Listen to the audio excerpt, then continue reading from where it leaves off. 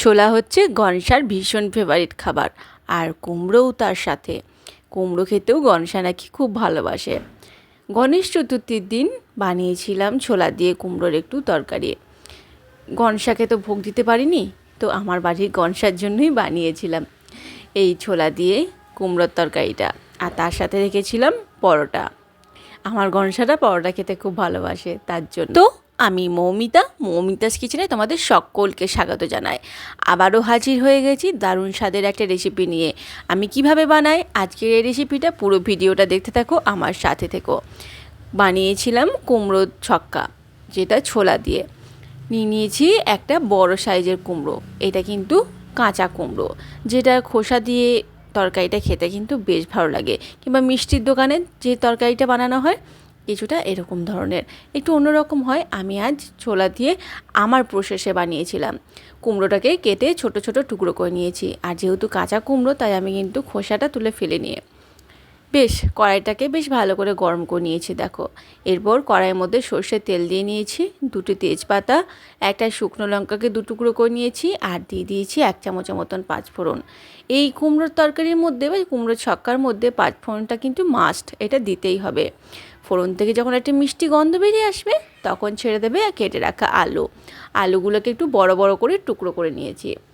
আর যেহেতু কাঁচা কুমড়ো তাই খুব বেশিক্ষণ লাগবে না সেদ্ধ হতে, তাই আলুগুলোকে একটু লালচে করে ভেজে নিও।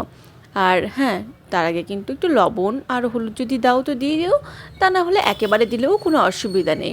দেখো, আমি কিন্তু আলুগুলোকে বেশ লালচে করে ভেজে নিয়েছি। তারপর এই যে কেটে রাখা কুমড়োটা দিয়ে দিলাম। পরিমাণটা অনেকটা হয়েছে, তাই একটু আলতো হাতে বেশ সমস্ত কিছুকে কষিয়ে নেব। এই কুমড়োটাকেও কিন্তু একটু ভালো করে আমাদের ভেজে নিতে হবে। সবজিগুলোকে যদি একটু ভালো করে ভেজে রান্না করা হয় তাহলে সেই রান্নাটা খেতে কিন্তু বেশ ভালো হয়। একটু আমি এইভাবে ভেজে করেছিলাম রান্নাটা, তার জন্য খেতে তরকারিটা অসম্ভব সুন্দর হয়েছিল। এই পিঠ ও পিঠ সমস্ত দিকেই ভালো করে উল্টে পাল্টে একটু ভেজে নিয়েছি।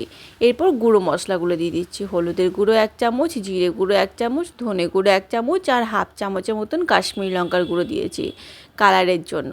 আমি এখানে শুকনো লঙ্কার গুঁড়ো ব্যবহার করব না। গুঁড়ো মশলাগুলোকে দিয়ে আবারও বেশ ভালো করে একটু কষে নেব, যাতে করে মশলার কাঁচা গন্ধটা চলে যায়।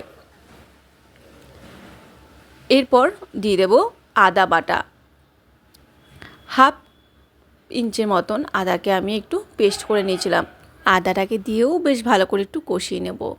ওই যে বললাম, যত ভালো করে ভেজে কষিয়ে রান্নাটা করবে এই কুমড়ো ছক্কাটা খেতে কিন্তু তত স্বাদ হবে। ছোলা আর গোটা মুগ দিয়েছি আমি, তোমরা চাইলে শুধু ছোলা দিয়েও বানাতে পারো। আর একটা টমেটোকে ছোট্ট ছোট্ট টুকরো করে নিয়েছিলাম, সেটাও দিয়ে দিলাম। এবার আবারও বেশ কিছুক্ষণ কষিয়ে নিয়ে তারপর জল দিয়ে দেবো। ছোলাটা দিয়ে আর খুব বেশিক্ষণ কষানোর প্রয়োজন পড়বে না, ওই একটুখানি 1-2 বার নাড়ি চাড়িয়ে জল দিয়ে দিলেই হবে। ব্যাস, এবার কষানো হয়ে গেছে, এবার দিয়ে দেবো জল। খুব বেশি জল না, একদমই আন্দাজ মতন জলটা দেবে, তাতে করে খেতে বেশ ভালো লাগবে। খুব বেশি জল হয়ে গেলে খুব আলুগুলো সেদ্ধ হয়ে যাবে, গলে যাবে, খেতে ভালো লাগবে না। আলু কুমড়ো যেন একটু গোটা গোটা থাকে সেরকমভাবেই সেদ্ধটা করবে, আর জলের মাপটাও ঠিক সেইভাবেই দেবে। সমস্ত কিছুকে বেশ ভালো করে নাড়াচাড়া করে দিয়ে দিয়েছি স্বাদ মতন লবণ আর 2 চামচের মতন চিনি। কুমড়োর তরকারি দেখবে একটু মিষ্টি মিষ্টি হলে খেতে বেশি ভালো লাগে, তাই আমি 2 চামচের মতন চিনি দিয়েছি। চিনি আর লবণটাকে বেশ ভালো করে মিশিয়ে নিয়ে এবার চাপা দিয়ে দেব রান্নাটা হওয়ার জন্য। 10 থেকে 15 মিনিট পর ঢাকাটা খুলে নিয়ে রেডি আমাদের কিন্তু কুমড়োর ছক্কা। আর যেটুকু জল আছে সেটাকেও আমি ঢাকা চাপা খুলেই একটুখানি ফুটিয়ে নিলেই রেডি হয়ে যাবে। তার আগে দিয়ে দেবো 2টো চেরা কাঁচা লঙ্কা আর 2 চামচের মতন ঘি। ঘিটা অবশ্যই দিও, তাতে করে ফ্লেভারটা কিন্তু বেশ ভালো লাগে। হয়ে গেছে এদিকে আমার কুমড়োর ছক্কা, আর ওই পিঠে আমি পরোটাগুলো একটু ভেজে নিচ্ছি। আমার কুমড়োর তরকারি হতে হতেই পরোটাটা ভাজা হয়ে গেছে। এবার দিয়ে দেবো আমার গনসাকে। গনসা খেয়ে কিন্তু বব্বর খুশি হয়েছে। আচ্ছা, তোমাদের কেমন লাগলো আমার আজকের এই রেসিপিটা? ছোট্ট একটা কমেন্ট করে অবশ্যই জানিও। যদি ভালো লেগে থাকে তাহলে বন্ধুদের সাথে শেয়ার করতে একদম ভুলো না। তোমরা কে কোথা থেকে আমার ভিডিওটা দেখছো অবশ্যই জানিয়ে যেও।